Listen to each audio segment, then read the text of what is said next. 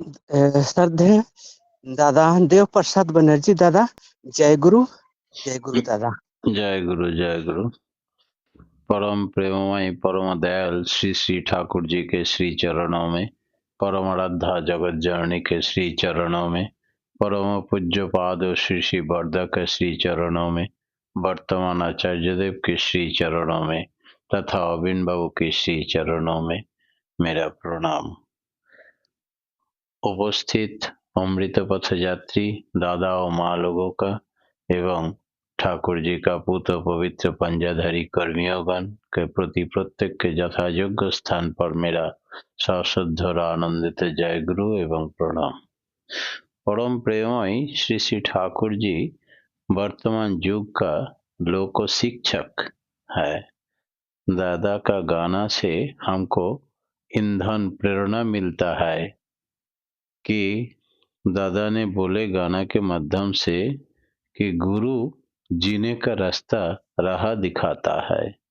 सही रूप में आसाम से हम तुरंते लौटे तो आसाम की बात बोल रहे हैं। वहाँ पे ठाकुर जी का प्रतिभू पूज्यपाद दादा ने बहुत दिन तक फील्ड वर्क किए और इस फील्ड वर्क करते करते इतना विभूति दिखा गया कि दादा के संबंध में वहाँ का आदमी एकदम पागल है कि दादा ने बहुत दिन तक आश्रम में ठहरे और बहुत तरह का इष्ट कर्म करके दिखाए, आदमी को रास्ता दिखाए। कैसे? एक दिन गुवाहाटी मंदिर उस समय तैयार हो रहा था। दादा ने उस मंदिर में रहते थे और अपना खड़ा होकर मंदिर का काम करा रहे थे।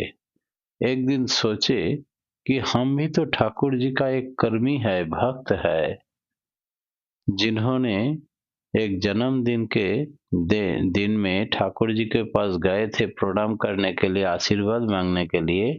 तो ठाकुर जी बोले थे कि ये लड़का है जेसस का पहला श्रेणी का पुरोहित पृष्ठ। तो केस्टोदा ने बोला ऋतिक आचार्य के रूप में हम उनको तब दीक्षा देने का अधिकारी पंजा दे दें एसपीआर का। तो ठाकुर जी ने बताया उनको पंजा उस साथ में जन्म के साथ लेके आया है, उनको अलग से पंजा देने का जरूरत है ये नहीं। तो वो बार बार इस धरती पे आता है सिर्फ धर्म प्रचार करने के लिए, सबको इष्ट केंद्रिक इष्टमुखी चलने का राह दिखाने के लिए। तो ये भगवान पुरुषोत्तम श्री श्री ठाकुर जी का मुंह का वाणी कैसे वास्तव में हुई देखिए। वर्ध पूज्यपाद दादा ने जब आसाम में फील्ड वर्क कर रहे थे तो सोचे हम सिर्फ खड़ा होके रहेंगे और मंदिर बना देखते रहेंगे, ये तो ठीक नहीं है। मेरे को भी तो वास्तव कुछ कलेक्शन करना होगा। इसीलिए सब गुरु भाई के जैसा अपने निकल पड़ा। शाम को मंदिर में एगो टूटा फूटा एगो जीप गाड़ी था, उस गाड़ी का ना ब्रेक था ना लाइट था, फिर भी दादा उसको किसी तरह ड्राइव कर लेते थे, दूसरा कोई नहीं सकता। तो दादा उस गाड़ी को लेके निकल पड़ा और सिनेमा हॉल रोड में जाके खड़ा हुई और सोचे कोई गुरु भाई इधर से निकल जाएंगे तो उसको पकड़ेंगे, कुछ और घो इष्ट काम के लिए अगर मिल जाए। तो देखे हाँ दो गुरु भाई स्कूटी से आ रहा है, उन लोगों को रुकवाया। देखे अरे पूज्यपाद दादा है, तुरंत वो लोग उतार के प्रणाम किया। तो बोले आप लोगों के पास कोई इष्ट और घ होगा? तो बोले दादा पैसा तो है लेकिन ये महाजन का है, पैसा अभी देने जा रहा है मालिक को, ये तो हम दे नहीं सकते, पैसा मेरा है नहीं। तो बोले तब एक काम करो, तुम लोग फलाना गुरु भाई के बाड़ी पहचानते हो घर? तो बोला हाँ पहचानते हैं।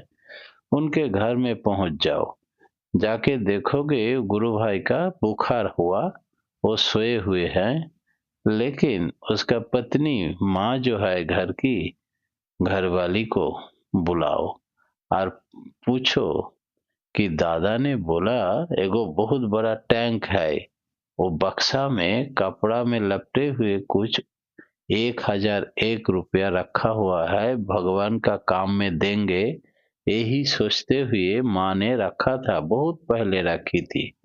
तो वो और मेरा हम अभी मांग कर रहे हैं, हमको दे देने के लिए भेजा है, ऐसा बोलना। वो दोनों गुरु भाई चले गए। गुरु भाई सही रूप में देखे बुखार में है, माँ को बुलाए। माँ को बोले कि पूज्यपाद दादा ने बोला आपका घर में एगो बड़का टैंक है टीना का, वो टैंक में रखा हुआ है कपड़ा में लपटा हुआ 1001 रुपया, इष्ट और घो रखे थे आप बहुत पहले, आप भूल गए, याद नहीं है, और इष्ट और घो मेरे को दे दीजिए, दादा का हाथ में देंगे, इष्ट काम में लगाएंगे। तो माँ ने बोला ये तो देखे देखे टैंक खोल के देखे, हाँ कपड़ा में लपटा हुआ है तो 1001 रुपया बहुत पहले हम रखे थे कि भगवान का काम में लगेगा, लेकिन हम अपने भूल गए, मेरा पति को भी पता नहीं, किसी को बताया नहीं, तो पूज्यपाद दादा को कैसे मालूम हो गया। माँ ने अर्घ्य दिया और रोने लगा, रो रो के बोला दुनिया में ऐसा कोई मशीन नहीं निकला अब तक कि इष्ट अर्घ्य कहाँ पे रखा हुआ है, छिपा हुआ है, वो देख सके। एक कागज से दूसरा कागज जेरॉक्स के मशीन से निकाल सकता है, लेकिन इष्ट अर्घ्य घर का कौन कोने में कैसे रखा है ये नहीं दिखा जाता है, ऐसा कोई मशीन नहीं है, ये साधारण आदमी है नहीं। हम लोग जिसको पूज्यपाद दादा कहलाते हैं, वो दादा कोई साधारण आदमी नहीं हो सकता है। मेरा कोटि कोटि प्रणाम बोलिएगा उनका चरणों में। माँ रो रो के ये अर्घ्य दे दिया और बोला मेरा ये बात बोलना जरूर था दादा को। वो दोनों गुरु भाई आके दादा को दिया और बोला माँ ने ऐसा ऐसा बोले कि दादा कोई साधारण आदमी नहीं हो सकता है, ऐसा कोई मशीन दुनिया में नहीं निकला जो इष्ट अर्घ्य कहाँ पे रखा है, किस स्थिति में रखा है ये दिखा जाता है। हम अपने भूल गए, मेरा पति को भी नहीं बोले और दादा को कैसे मालूम है। तो आपका चरणों में उनका कटी कटी प्रणाम के साथ ये अर्घ्य निवेदन किया। दादा ने अर्घ्य ग्रहण किया और बोला हम ऐसे साधारण एक आदमी है, हम कोई अंतर्जामी नहीं, भगवान नहीं। माँ को बोलना आपके जैसा हम भी भगवान का दिया हुआ एक प्राणी है, मनुष्य है। दादा हंसते हुए मुस्कुराते हुए चले गए मंदिर में। तो दादा का एक एक घटना, इतना घटना घटी कि आसाम का आदमी सब फिदा है, पागल है। दादा इतना दिन तक फील्ड वर्क किए, सबको इतना आंख खोल दिया, सारा आसाम पुरी को भक्त का एक आश्रम बना दिए। इतना भक्त आदमी वहां रहता है, सजा सरल, बहुत अच्छा।